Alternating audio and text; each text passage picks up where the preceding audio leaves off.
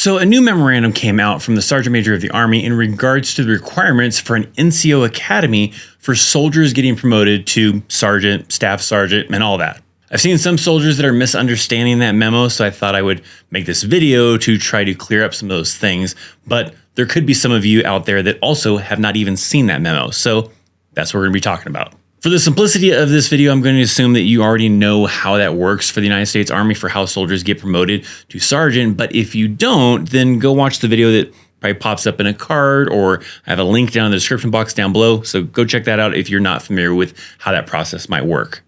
So what does the memorandum say? Well, I'm going to have it here on the screen, and if you would like to pause it to be able to have a chance to read it, then make sure you do so. Otherwise, I'm going to move on with explaining some of the key points of this memorandum. First, it says that the Army is going to stop promoting on a temporary basis. And if you're not aware, the Army did put out a memorandum at the end of 2023 that says that they are going to extend this temporary promotion system for another year. That was making it so that if you were, let's say, a specialist that had maybe, gone to the promotion board and had enough points to make sergeant, but had not yet attended BLC or that basic leader's course, then you would be able to get promoted to sergeant and would have a specified time frame to complete BLC, or you would have to revert back to the previous rank.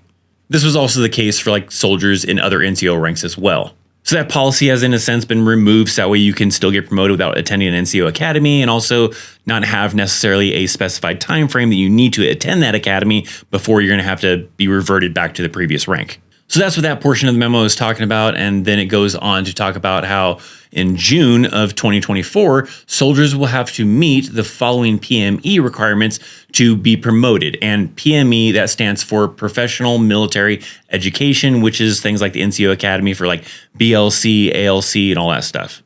Now, the first thing people see in this memorandum is where it says promotion to sergeant requires no PME, and then after that, it says promotion to staff sergeant requires BLC graduation. I've already heard some soldiers on Fort Carson talking about this and thinking that this means instead of needing to go to BLC or basic leaders course to make E5, that now you have to go to BLC to be able to make E6.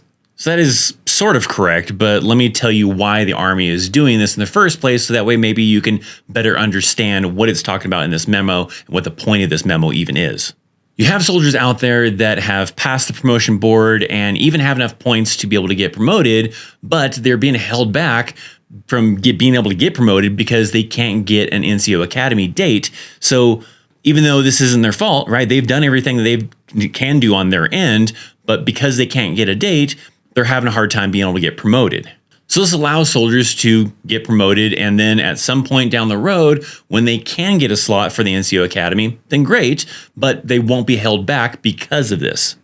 Now, some people are also interpreting this as that now soldiers don't need to attend NCO academies to get promoted, and this is going to make weak NCOs. Well, the units are still going to be pushing for your soldiers to attend these NCO academies, so they're still going to have to go to these NCO academies. They're just not going to be held back from getting promoted because they can't yet attend one.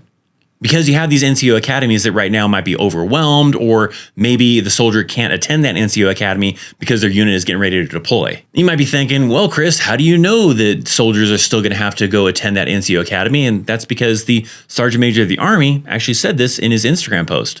He says in that description, quote, "Again, I stress PME remains relevant to developing our NCO course.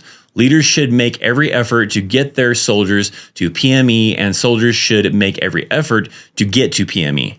The memo itself even says that the Army will continue scheduling soldiers for PME attendance. So that means that, they still want soldiers to go to these schools. They're going to push for soldiers to go to these schools. So soldiers will eventually at some point still go to these schools.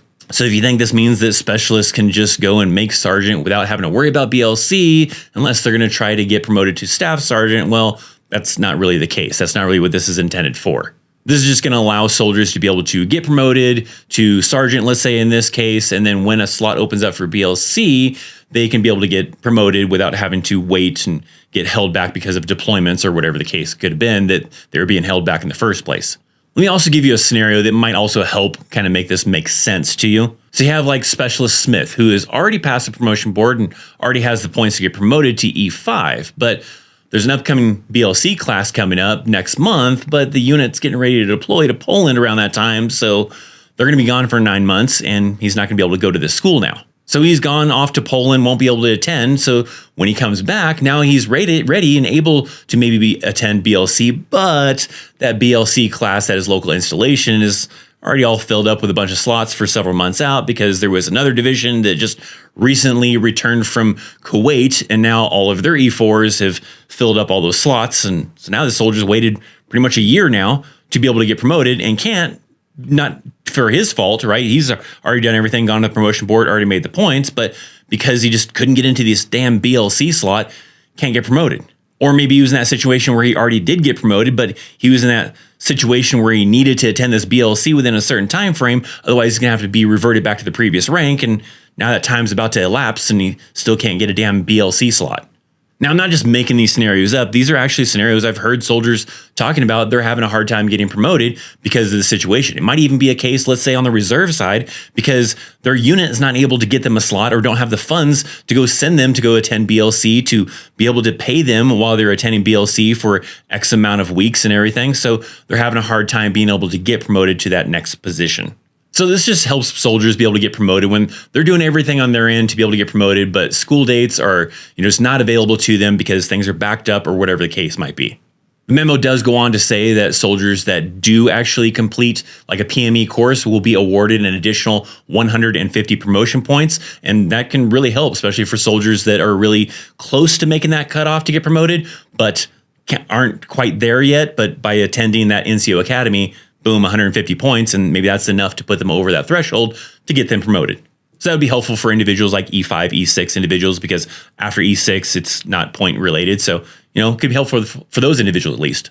So what are your thoughts on this new policy? Do you like it? Do you hate it? Tell me why down in the comment section down below. Also, for those of you that are maybe sergeants or above in the Army, how long did it take you to be able to get an NCO Academy school? Or maybe if you're still waiting to try to get an NCO Academy school, how long have you been waiting? Make sure to drop some comments down in the comment section down below for me as well. So if you found this video helpful, then make sure you're hitting that like button. Make sure that you are subscribed to the channel with notifications turned on. Thanks for hanging out. Thanks for watching. I'm Christopher Chaos, and I'll see you next time. See ya. Before you go, I recommend checking out this video that explains how many hours you'll work in the United States Army. Go check it out.